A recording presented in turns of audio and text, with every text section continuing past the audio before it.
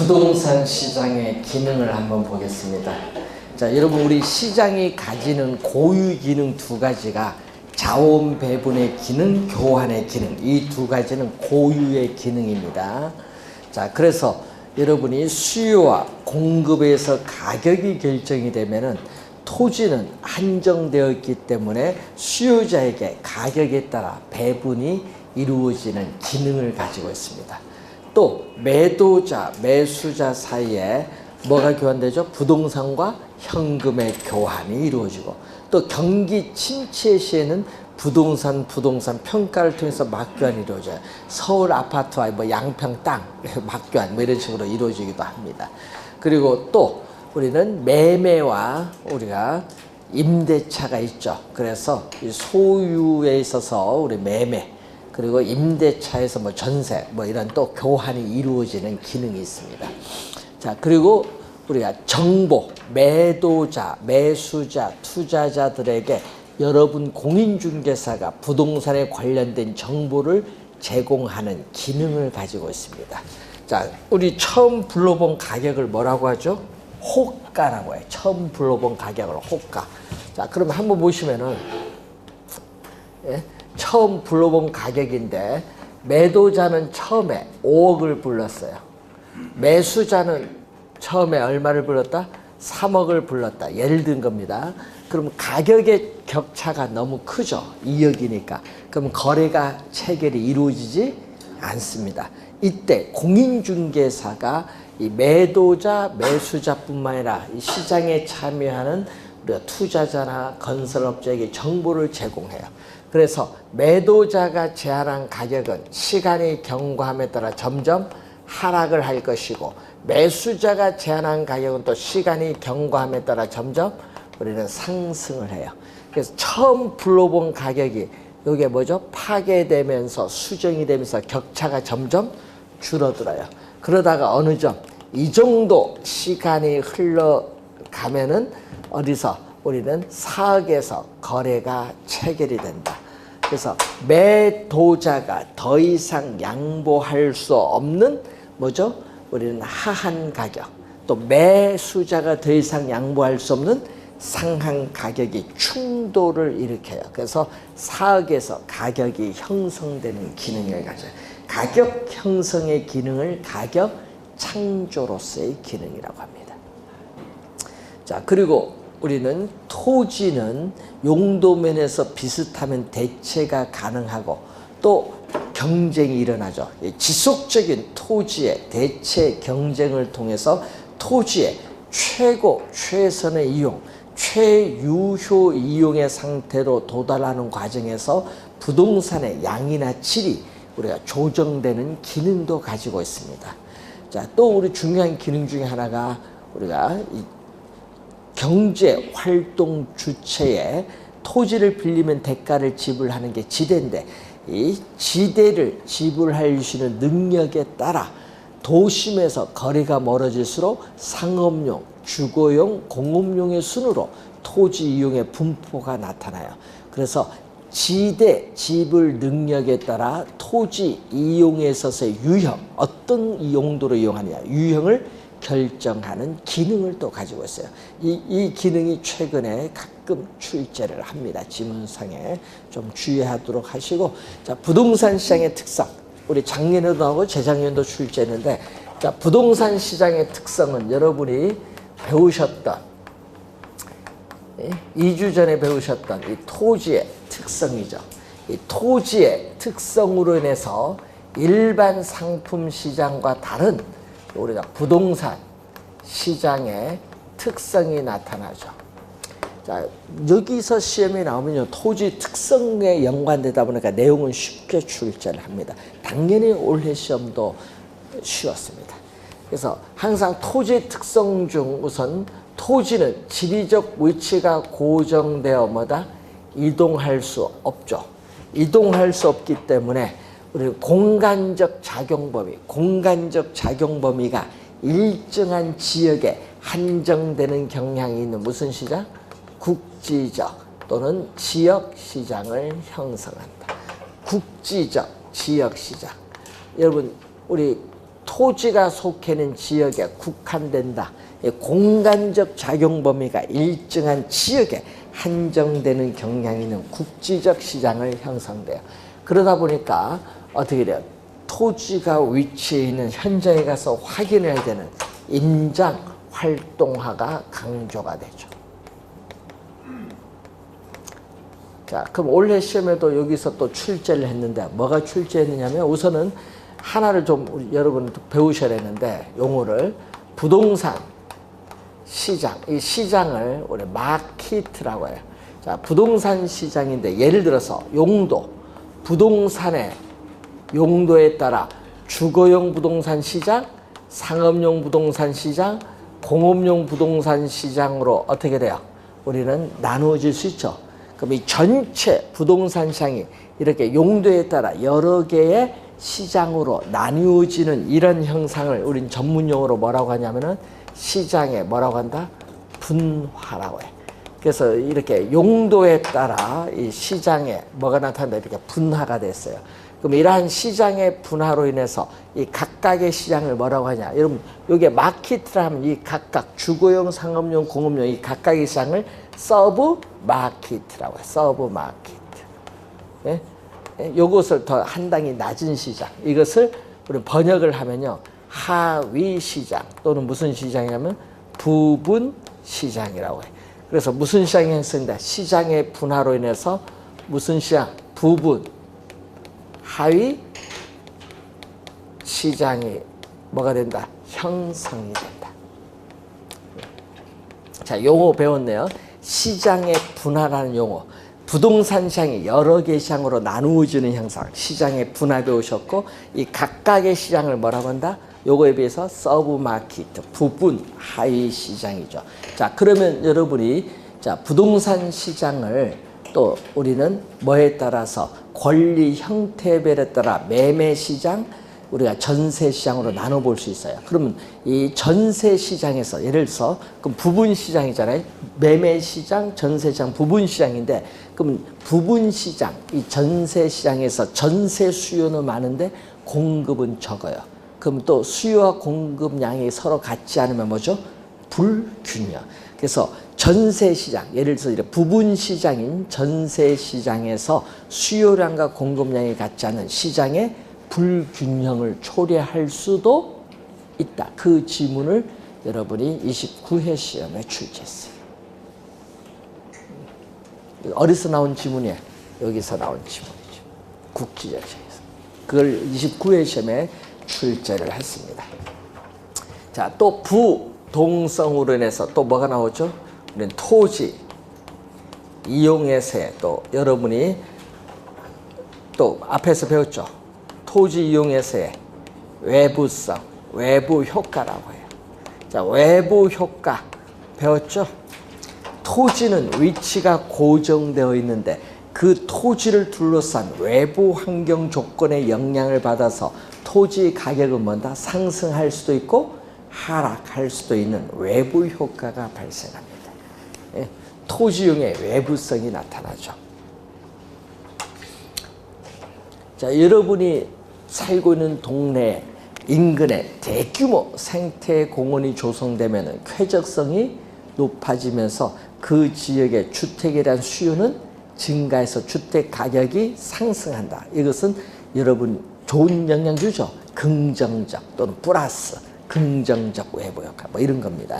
외부 효과가 영향을 줘요. 자, 그리고 또 개별성이 있어요. 개별성. 자, 개별성의 특성으로 인해서 자, 물리적으로 동일한 토지는 오직 하나밖에 없다.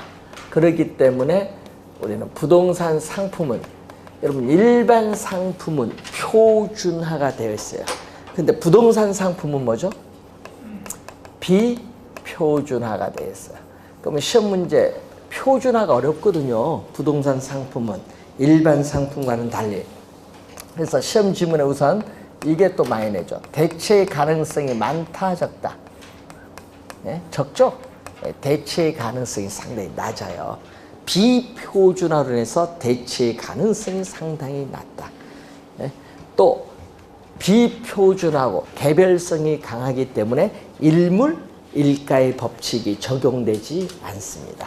자, 그리고 일반 상품은 표준화되어 있기 때문에 공장에서 대량 생산을 합니다.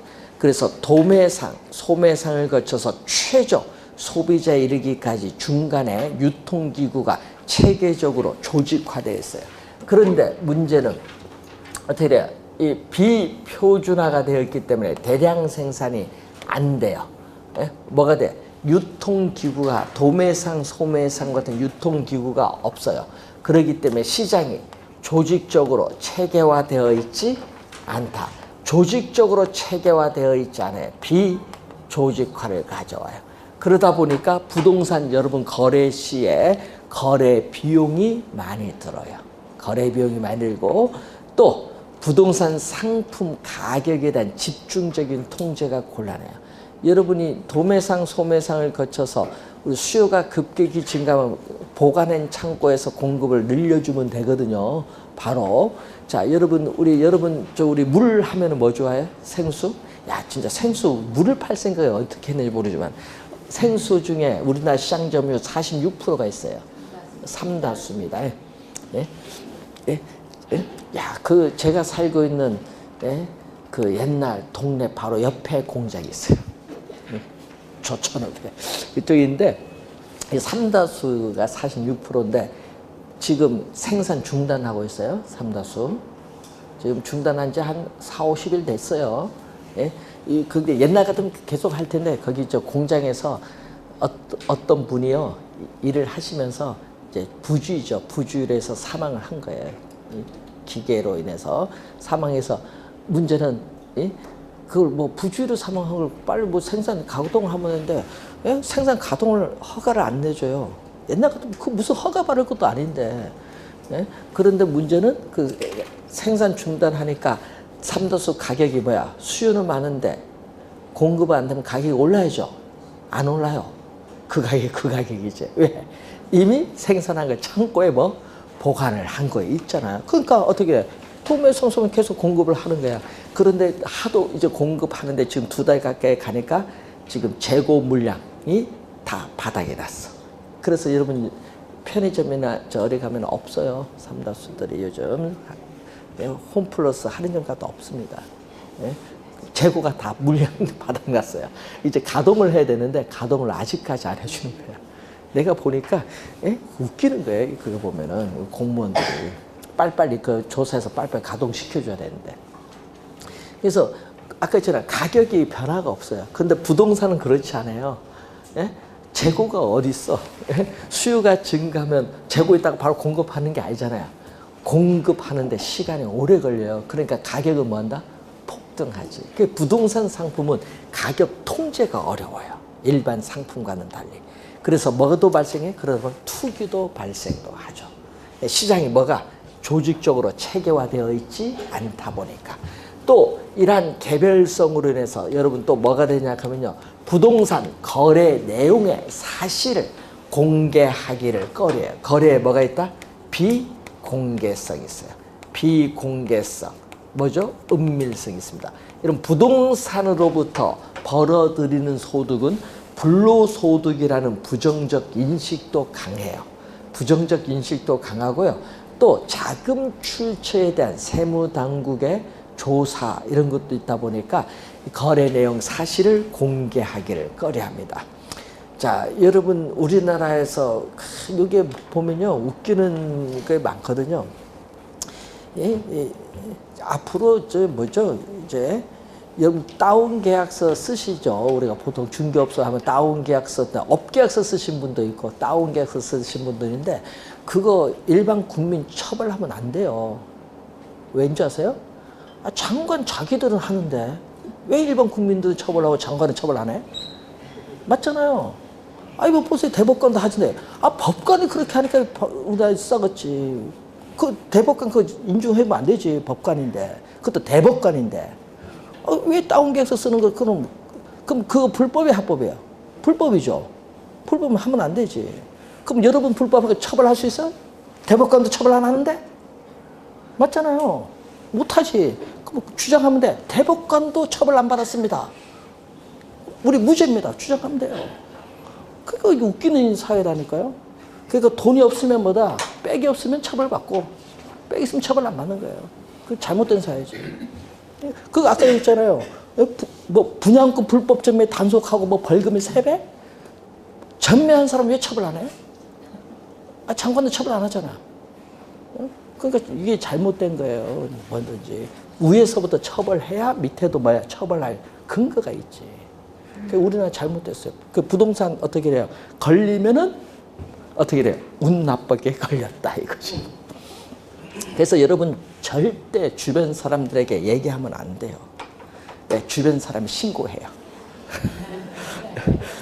그래서 여러분 우리 그 부동산 거래하면요, 여러분이 이런 건 잘 기억합니다. 본인이 직접 돈 준 건 기억을 해요. 그렇죠?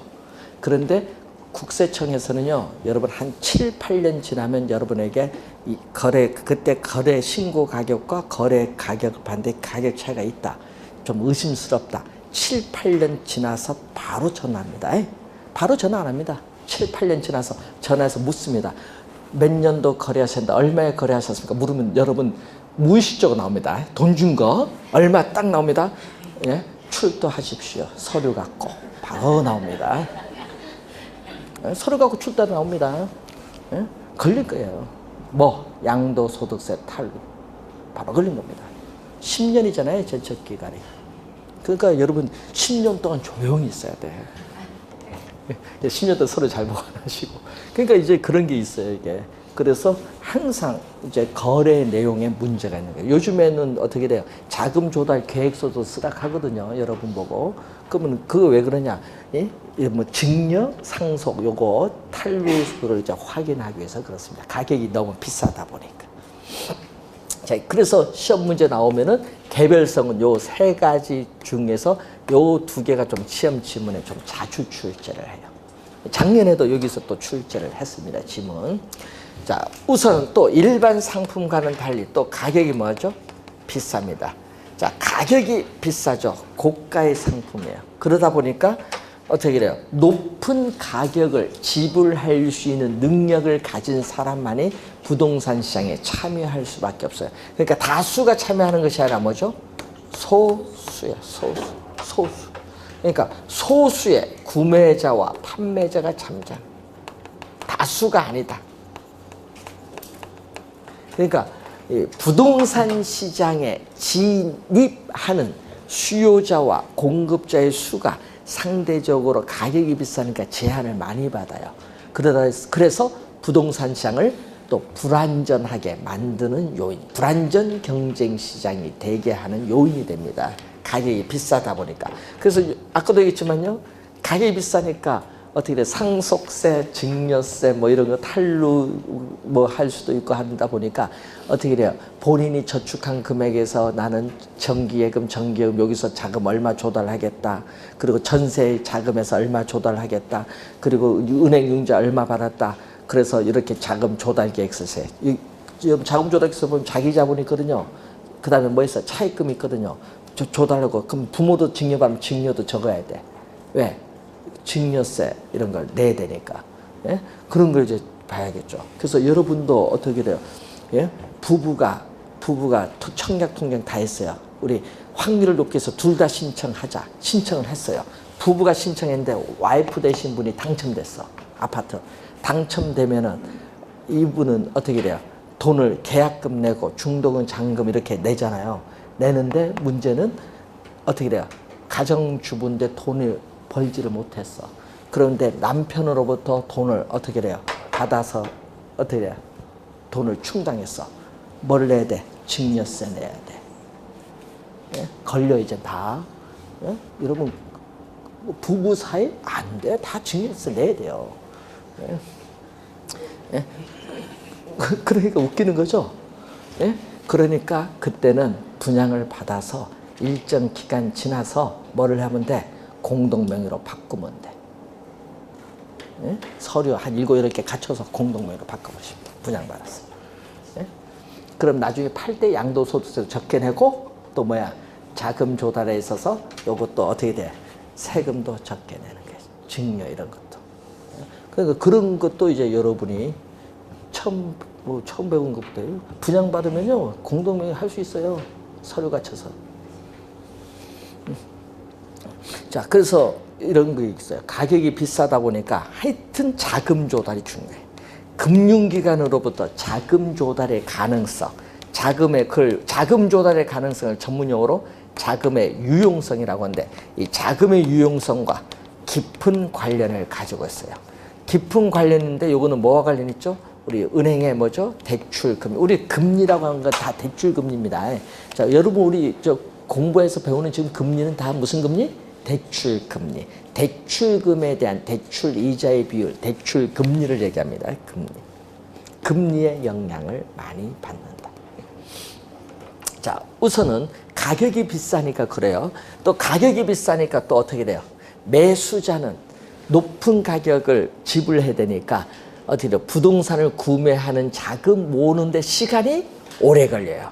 오래 걸리고 또 매도자는 자신이 원하는 가격으로 부동산을 매각해서 현금화하는 데 걸리는 시간을 전문용어로 황금성이라고 해요. 황금성. 이 황금성 면에서 곤란해요. 자기가 원하는 가격으로 매각하기가 쉽지가 않은 거예요. 그래서 매도자, 매수자 그런 문제로 인해서 매매 기간이 어떻게 돼? 오래 걸리는 거예요. 매매 기간에 뭐를 간다? 장기성을 가져온다. 단기간에 거래가 이루어지기는 곤란하다. 단기 거래가 곤란하다. 자, 이런 특성이 있고 또 어떤 특성이냐면요. 부동산은 위치가 고정되어 있죠. 또 각종 제도적 측면의 특성으로 인해서 법적 제한이 많아요. 법적 제한이 많다 보니까 제한이 많을수록 공급이 어려워져요. 그러니까 수요, 공급 조절 기능이 법적 제한이 많을수록 저하가 돼요. 떨어지는 거예요. 떨어지면 부동산 시장에서의 가격에 왜곡을 발생시키면서 또 부동산 시장을 또 불안전하게 만듭니다. 법적 제한이 많을수록 가격 왜곡이 심해요. 그렇죠? 우리 요즘 보면 그렇잖아요. 자, 그리고 또 중요한 것은 토지는 수요가 증가하더라도 바로 즉시 택지를 조성해서 공급하는 데는 시간이 오래 걸려요. 그러니까 수요 공급 조절이 어려워지다 보니까 단기적으로는 부동산 시장에서의 부동산 가격에 왜곡을 발생할 가능성이 높다. 이 지문 시험에 많이 출제되는 지문이죠. 수요 공급 조절이 곤란하면서 단기적으로 부동산 시장에서의 가격을 왜곡시킬 가능성이 높다. 상당히 많이 출제되는 지문입니다. 좀 주의를 해두시면 되겠고 또 최근에 시험에 또 많이 나오는 게 효율적 시장입니다. 자, 정부가 어떻게 돼요? 뭐 요즘 뭐 뉴스 보니까 뭐 3기 신도시라고 얘기를 많이 하대요. 1기 신도시, 2기 신도시, 3기 신도시인데 뭐 3기 신도시 뭐 4-5개를 조성해서 발표한데 문제는 발표 예정되는 지역의 주민들이 반발을 하는 거예요. 네? 왜? 거기에 뭐 공공주택을 뭐 짓는 그런 뭐가 있으니까 반발을 하죠. 쉽지가 않아요, 이제 신도시라는 거. 웃기는 건요, 우리가 전에 정부 마지막 신도시가 동탄 신도시로 해서 대규모 택지 공영 개발은 앞으로 안 하겠다 했는데 정부가 말을 바꾸면 안 돼요. 예? 그러니까 이게 문제가 생기는 거예요, 이게. 신뢰가 떨어지죠, 뭐. 그래서 요즘 3기 신도시를 뭐 개발한다, 뭐 요즘 교통노선 뭐 한다, 그런 얘기가 많은데, 자, 정부가 어떤 지역에 신도시를 개발한다는 발표를 하면은 발표된 그 지역의 집가는 어떻게 돼? 오르죠. 개발 기대감으로 오릅니다. 그러면은 이걸 효율적 시장이라고 해요. 원래 이 효율적 시장은 주식시장에서 처음 나타난 이론입니다. 그래서 주식시장에서 새로운 정보가 들어오면은 그 정보가 즉각적으로 시장에 주식 가격에 반영되는 시장을 우리는 효율적 시장인데 이것을 부동산 시장에 도입을 한 겁니다. 자, 그러면 이 효율적 시장은 시장의 가치에 반영되고 있는 정보의 내용에 따라 시장을 크게 3가지로 나눕니다. 여기서 이제 시험 문제 계속 출제되고 있거든요. 약성, 중강성, 강성인데 3년 연속 강성에서 계속 출제를 하고 있어요. 작년도 강성 정답, 올해도 정답. 또 3년 전에는 약성에서 정답. 정답 지문을 많이 묻고 있기 때문에 좀 주의를 해야 됩니다.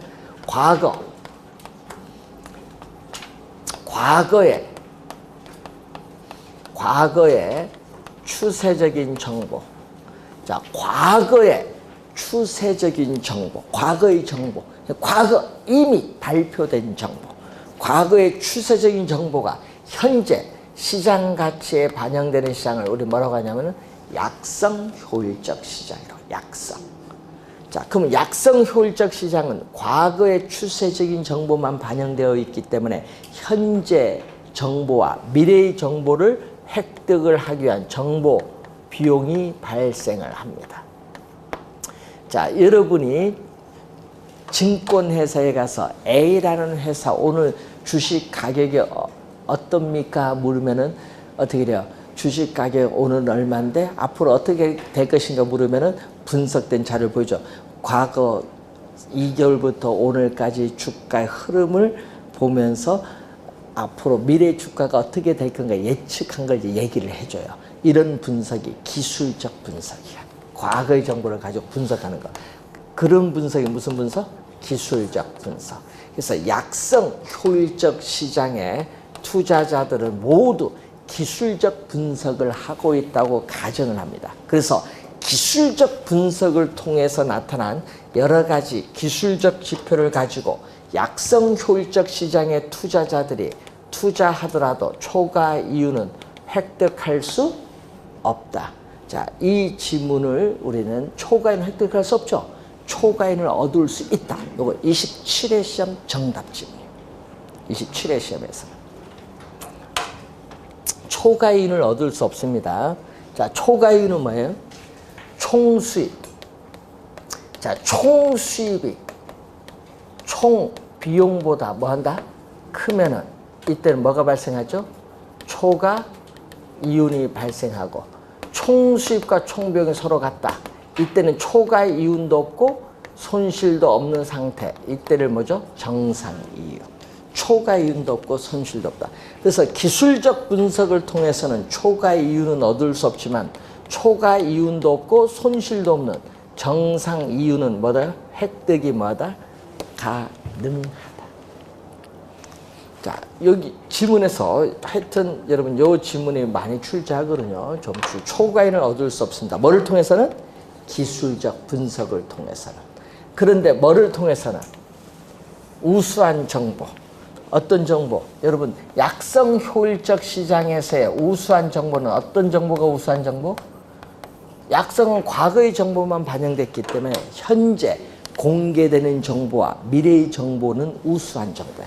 이러한 우수한 정보, 약성 효율적 시장의 투자자들이 비공개되어 있는 우수한 정보를 획득해요. 현재와 미래의 정보를 획득하여 투자를 하면 뭐를 얻을 수 있다. 이런 경우에는 초과 이윤은 얻을 수 있다. 이런 경우에는 초과이윤을 얻을 수 있어요. 근데 뭐를 통해서는? 기술적 분석을 통해서는 초과이윤을 얻을 수 없다. 그러면 이 과거의 추세적인 정보에다가 더해줍니다. 더해줘서 뭐죠? 현재 공개되는 이용 가능한 정보. 자, 과거의 정보뿐만 아니라 현재 공개되는 과거의 정보뿐만 아니라 현재 공개되는 이용 가능한 정보까지 현재 시장 가치에 반영되는 시장을 무슨 시장? 또 강성 효율적 시장인데 과거와 현재의 정보만 반영됐기 때문에 또 미래의 정보를 획득하기 위한 정보 비용이 또 존재한다. 자, 그러면 요 두 가지를 또 묶어서 뭐라고 하죠? 요 두 가지를 묶어서 요거는 과거에 이미 발표된 정보, 현재 공개되는 정보는 즉 공식적으로 발표된 정보야. 공식적으로 발표된 정보 두 개를 더한 거죠. 그럼 공식적으로 발표된 정보. 자, 삼성전자가 사업계획, 투자 계획을 발표했다. 이런 공식적으로 발표된 정보를 가지고 현재 시장 가치의 변동을 분석하는 것을 무슨 분석? 기본적 분석이라고 해요. 기본적 분석. 또 이 기본적 분석을 통해서 중강성 효율적 시장의 투자자들이 투자를 한다 하더라도 뭔 얻을 수 없다? 초과 이윤은 얻을 수 없다. 그렇지만 또 정상 이윤, 초과 이윤도 없고 손실도 없는 정상 이윤은 획득이 가능해요. 자, 이 그림을 보면은 또 과거와 현재 정보만 반영됐거든요. 그럼 또 중간성, 효율적 시장의 투자자들이 미래의 정보, 공개되지 않은 미래의 정보, 우수한 정보를 이용하여 투자하면 또 초과이윤은 얻을 수 있죠. 자, 여러분 가끔 이런 게 있죠. 여러분 주식시장에 회사 오너, 대표예요. 주식시장에 어떻게 돼요? 좋은 정보를 어떻게 돼요? 공시를 하기 전에 어떻게 돼요? 미리 주식시장에서 주식을 싸게 샀어요. 그래서 그 공시를 해서 주가가 오르면은 어떻게 돼요? 팔았다. 미공개된 정보 이용했죠? 오너가. 그럼 그것은 뭐다? 어떻게 돼요? 잘못된 거잖아요. 그 쇠고랑 차는 거예요. 그러니까 아까 비공개된 우수한 정보를 이용해서 투자하면 초과이윤을 얻을 수 있다는 얘기예요. 그래서 이걸 하지 못하도록 법으로 규제를 하는 거지. 자, 그래서 증권회사 직원들은 본인 명의로 주식 할 수 있어요, 없어요? 없어요. 그렇죠? 예, 비공개된 정보를 이용을 많이 할 수 있으니까. 예? 그래서 그게 문제가 되는 거예요. 이제 보면은. 자, 그래서 공표된 정보가 있고 또 공표되지 않은 정보가 있어요. 자, 아까 있죠. 기업의 비공개된 아직 주식시장에 공시되지 않은 내부 정보인데 이 공표되지 않은 정보. 자, 그러면 공표된 정보. 예? 예? 공표되지 않은 정보거든요. 자, 공표된 정보든 공표되지 않은 정보든 이미 시장 가치에 모두 다 반영이 된 시장을 무슨 시장? 강성 효율적 시장. 자, 작년 정답입니다. 공표된 정보든 공표되지 않은 정보든 이미 시장 가치에 모두 반영이 되는 시장을 무슨 시장? 강성 효율적 시장이죠. 작년에 중강성 효율적 시장으로 출제했어. 그게 정답이었습니다. 작년 시험. 개념을 묻는 거예요. 개념. 올해는 또 뭘 출제느냐? 과거, 현재, 미래의 모든 정보가 이미 시장 가치에 반영됐기 때문에 정보 비용이 뭐다? 존재하지 않아요. 정보 비용이 존재하지 않는다. 예? 그래서 우리는 강성 효율적 시장을 진정한 의미 효율적 시장이라고 해요. 정보 비용 자체가 존재하지 않거든요. 그래서 강성 효율적 시장의 투자자들이 시장의 과거, 현재, 미래에 어떠한 정보를 이용해서 투자를 한다 하더라도 결코 어느 누구도 초과 이윤을 획득할 수 있다 없다? 없죠. 결코 어느 누구도 초과이윤을 획득할 수 없어요. 근데 올해 시험에 뭐죠? 초과이윤을 얻을 수 있다 이렇게 출제하는 그게 정답이었어. 올해 시험. 근데 약성이나 중강성 이런 경우에는 초과이윤을 얻을 수 있죠. 우수한 정보 이용하면. 근데 강성은 우수한 정보라는 게 없어요. 왜? 과거, 현재, 미래 모든 정보가 이미 시장 가치에 반영됐기 때문에 우수한 정보가 있다 없다? 강성 우수한 정보가 없어. 그냥 정보 비용이 존재하지 않은 거예요. 모든 정보가 공개되어 있기 때문에. 자, 이 내용에서 지금 계속 시험 지문에 출제하고 있다. 여러분 30회 시험도 주의하셔야 되겠습니다. 자, 93페이지로 가시면 밑에 할당적 효율성이 나와요. 자, 할당적 효율성을 보면은 자, 우선 할당은 배분이에요. 그러면 할당적 효율성은 자원이 시장에서 효율적으로 배분이 이루어지는 시장을 할당적 효율성, 간단히 얘기하면 할당은 배분이란 말이거든요. 여러분 요걸 번역을 한 거거든요. 번역은 좀 미스한 건데 요것은 뭐다? 배분으로 번역한 거예요. 이제 원어가 요거거든요. 요걸 번역을 처음에 하신 분이 좀 잘못해서 그래. 예?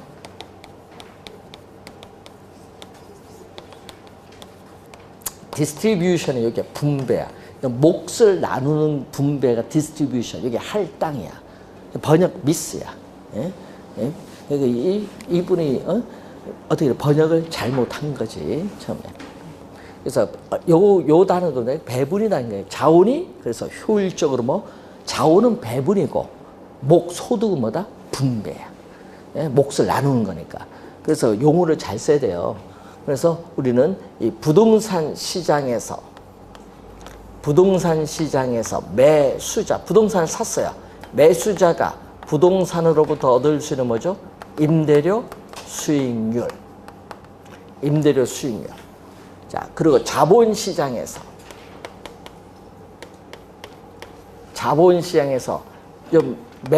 부동산을 매도한 사람이 이제 부동산이 없으니까 어디 자본시장에 투자를 했겠지. 그럼 미래 불확실성이 투자하니까 위험은 있어요. 그래서 위험을 고려한 또 수익률이 나오겠지. 자, 이때 우리는 상가 임대료 수익률이 7%고 매도자가 자본시장에서 위험을 감안해서 얻을 수 있는 수익률이 5%다. 그럼 어디가 높아요? 여기가 높죠? 5%보다 이게 높잖아요. 높으면은 돈은 수익률이 낮은 쪽에서 수익률이 뭐한 쪽으로? 높은 쪽으로 이동해. 그러면 수익률이 낮은 쪽에서 수익률이 높은 쪽으로 돈이 이동해. 자금이 이동을 해요. 수익률이 낮은 쪽에서 높은 쪽으로 자금이 이동하면은 부동산 시장에서의 수요는 수익률이 높으니까 수익률이 높으니까 투자가 일어날 거 아니에요. 수요는 뭐 한다? 증가해요. 부동산 시장에서 부동산을 사고자 하는 수요가 증가하면은 부동산 가격이 어떻게 돼요? 5억이었다가 뭐 10억으로 또 뭐 한다? 상승을 하죠. 수요가 많아지면 공급은 없는데 수요가 많아지면 가격은 급등하지. 그럼 가격이 오르면 임대료 수익률은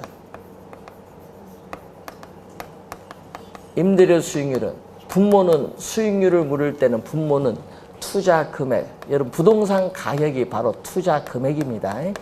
부동산 가격이 10억이면 투자 금액도 얼마? 10억 주고 산다는 거예요. 부동산 가격에 대한 우리는 임대료에 대한 순수익과의 비율인데 순수익은 임대료는 어떻게 돼요? 매월 1년 약정 기간도 계속 똑같을 거 아니에요. 일정하다고 보면은 부동산 가격이 오르면 전체 순수익은 일정하기 때문에 부동산 가격 투자 금액이 오르면 수익률은 이전보다 떨어지지. 그래서 7%에서 수익률은 뭐 한다? 하락을 해요. 언제까지 하락을 하느냐? 임대료 수익률 얼마? 요 5%와 서로 같을 때까지 하락을 해요. 네? 시장에서. 근데 반대로 요 수익률이 3%다. 임대료 수익률이 3%다. 요게 컸다. 매도자가 얻을 수 있는 수익률이 컸다. 그럼 또 수익률이 낮은 쪽에서 또 수익률이 높은 쪽으로 또 뭐가 돼요? 또 자금이, 돈이 이동해요. 그러면 돈이 이동하면 또 부동산 시장에서는 어떻게 돼? 수익률이 높은 쪽, 이쪽에 투자하니까 시장의 수요는 줄어들죠. 수요가 줄어들면 부동산 가격, 투자 금액은 그래서 5억에서 3억으로 하락을 합니다. 부동산 가격이 하락을 하면 우리 임대료 수익률. 자, 임대료 수익률은 투자 금액, 분모는 투자 금액인 부동산 가격에 대한 순수익과의 비율인데 순수익은 여긴 일정한데 투자 금액인 부동산 가격이 하락을 하면은 어떻게 5억에서 3억으로 하락하면은 어떻게 돼요? 수익은 일정한데 투자 금액이 적어지면 수익률은 올라가겠지. 3%에서 점점 상승을 해요. 언제까지? 또 5%와 서로 같을 때까지 상승을 해요. 그래서 요 수익률이 서로 뭐 할 때? 같다. 수익률이 서로 같을 때 우리는 부동산 시장과 자본 시장에 뭐가 발생했다? 균형이 발생했다. 여러분 부동산 시장과 자본 시장의 균형이 발생하면은 자금의 이동이 없는 상태. 자금의 이동이 없는 상태인 균형이 발생했을 때를 이때를 우린 전문 용어로 뭐라고 하냐? 할당적 효율성이라고 해서 할당적 효율성. 그러니까 부동산 투자 및 다른 투자 대안에 투자했을 경우에 위험을 감안을 하여 부동산 투자로부터 얻을 수 있는 임대료 수익률과 다른 투자안에 투자했을 경우 얻을 수 있는 수익률이 서로 뭐 하도록? 같도록 균형 있게 자금의 배분이 이루어졌을 때를 전문 용어로 뭐라고? 할당적 효율성. 시장에서 자원이 효율적으로 배분이 이루어지는 시장이다. 할당적 효율성 개념입니다. 자, 그러면은, 자, 여러분이 우리 시장은 크게 완전 경쟁 시장과 불안정 경쟁 시장 크게 둘로 구분해요. 완전 경쟁 시장과 불안정 경쟁 시장으로 구분하는데, 완전 경쟁 시장은 현실적으로 존재하지 않은 이상적 시장이에요. 현실에 없어요. 현실의 시장은 다 무슨 시장? 불안정 경쟁 시장입니다. 그러면은 완전 경쟁 시장은 완전 경쟁 시장은 시장에서 자원이 효율적으로 배분이 이루어지는 시장이에요. 완전 경쟁 시장은 시장에서 자원이 효율적으로 배분이 이루어지는 시장인데, 이 완전 경쟁 시장은 어디에? 자원이 또 효율적 배분이 이루어지는 할당 효율적 시장. 자원이 효율적으로 배분이 이루어지는 시장에 포함이 돼요. 그래서 우리 완전 경쟁 시장은 할당 효율적 시장이다 하면은 맞아요. 자, 완전 경쟁 시장은 할당 효율적 시장이다 하면 이 문장은 맞는지. 여러분, 우리 논리학에서 이렇게 배우거든요. 논리학에서 A는 B다, A는 B다. 이 문장이 맞는 문장, 참, 거짓, 참인 문장이 되기 위해서는요. 참인 문장이 되기 위해서는 A가 B 안에 포함이 되면 돼요. 이 문장이 맞는 지문이 되려면. 그럼 완전 경쟁 시장은 A야. 할당 효율적 시장은 B야. 이 문장이 맞는 문장이 되기 위해서는 완전 경쟁 시장 어디 포함이 돼? 할당 효율적 시장에 포함이 되면 돼. 그래서 완전 경쟁 시장은 할당 효율적 시장이다 하면 맞아요. 근데 역으로 갑니다. 역. 자, 요 위에 있는 그림 보면서 할당 효율적 시장은 완전 경쟁 시장이다 하면은 이 말은 맞나? 이게 확인. 또는 틀린지. 왜 틀렸느냐? 이 할당 효율적 시장 완전 경쟁 시장에 포함이 된다 안 된다? 안 되지. 그럼 이 문장은 거짓이야. 틀린 지문. 그럼 왜 틀렸냐? 이 부분이 포함이 안 돼. 이 빗금친 부분이 포함이 안 된다는 얘기예요. 빗금친 부분. 그럼 이 빗금친 부분을 우리 뭐라고 하냐? 불완전 경쟁 시장이다. 이 빗금친 부분 무슨 시장? 불완전 경쟁 시장이다. 자, 그래서 여러분 거기에 부동산 시장과 할당적 효율성 보면은 이렇게 나오죠. 자, 우리는 할당 효율적 시장은 완전 경쟁 시장을 의미하는 것은 아니다. 왜? 이 빗금치 부분이 있게 완전 경쟁 시장을 의미하는 것은 아니다. 즉, 이 불안정 경쟁 시장도 할당 효율적일 수 있다. 있다의 동그라미. 시험에는요, 이걸 없다고 출제합니다. 이거 한번 또 정답 물었어요. 있답니다. 없다가 아니라는 거. 그럼 왜 그러냐? 자, 여러분이 정보의 가치, 이 정보의 가치와 정보 비용이 일치한다.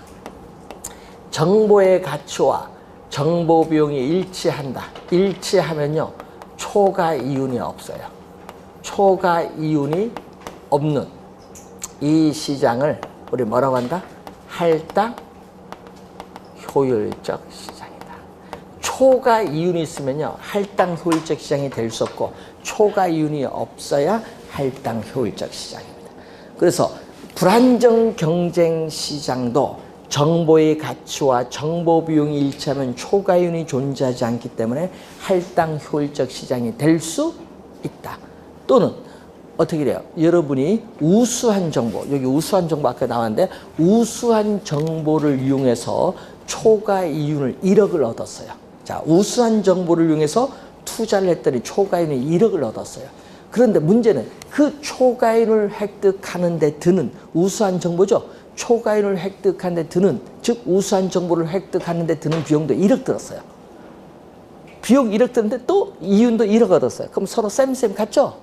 그러면 이때 시장을 뭐라고? 할당 효율적 시장이다. 그래서 초과 이윤과 초과 이윤을 획득하는 데 드는 비용이 서로 같다. 일치한다면은 할당 효율적 시장일 수 있다. 또 있다에 동그라미. 우리는 또 시험에는 없다 이렇게 내잖아요. 자, 독점은 여러분 불안정 경쟁 시장은요. 기업 불안정 경쟁은 독점, 과점, 독점적 경쟁 시장이 있거든요. 독점은 하나입니다. 독점은 하나. 한국전력처럼. 그래서 독점 시장도 독점을 획득하기 위한 비용이 시장에 존재하는 모든 사람, 투자자에게 똑같다. 동일하다면은 똑같으면 뭐야? 초과인이 없지 뭐. 그러면 할당 효율적일 수 있다. 여러분 할당 효율적 시장에서는요. 자, 여러분 할당 효율적 시장은 초과인이 없거든요. 초과인이 없기 때문에 뭐 또 이 지문도 또 시험에 26회 또 정답 물었죠. 과대, 과소, 평가된. 여러분 초과인이 없기 때문에 과대, 과소 평가된 부동산은 존재할 수 없다. 할당 효율적 시장에서는 초과 이윤이 없기 때문에 과대평가된, 과소평가된 부동산은 존재할 수 없다. 그 3번 정보가치 바로 위에 나와 있나요? 7번에.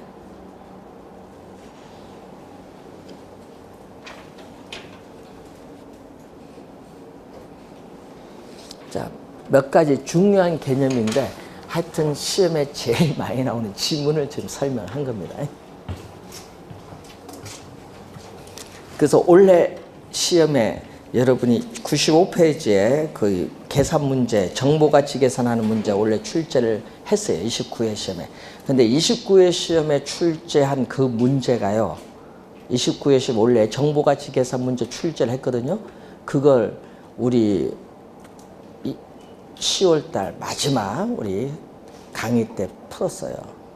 마지막 강의 때 시험은 2년 후로 냈거든요. 우리 본 10월 27일 시험에 2년 후로 냈는데, 예? 그 2년 후 그 문제를 저희들이 10월달 마지막 동영 모의고사 4회차에 그 문제가 있어요. 근데 그 문제를 출제위원은 저는 6억 500만 원, 저는 얼마나 했더라? 뭐 650만 원, 하여튼 그 냈는데 그걸 공을 하나 더 붙여서 출제했어. 예? 예? 그래서 계산은 똑같은데 2년 후. 그래서 꼭 똑같이 내면 뭐 하니까 숫자만 약간 하나 붙여서 냈습니다. 예? 그래서 학생들은요 2년 후 내니까 전부 1년 후로 계산해. 나누기를 1.1로 나눈 거야. 1.21로 나눠야 되는데. 그래서 틀리신 분이 많았어요. 원래. 그래서 여러분 정보가치 계산 신경 안 써도 됩니다. 왜? 원래 안 내니까. 여러분 30이 안 내요. 그러니까 그건 신경 안 써도 돼요. 여러분이 기본 요 개념 쪽으로 잘 정리해 두시면 됩니다. 자, 여러분 교재 이제 입지로 가는데 여러분 교재에 있어서 몇 페이지로 가냐 하면은 102페이지로 갑니다. 잠시 쉬고 시작하겠습니다.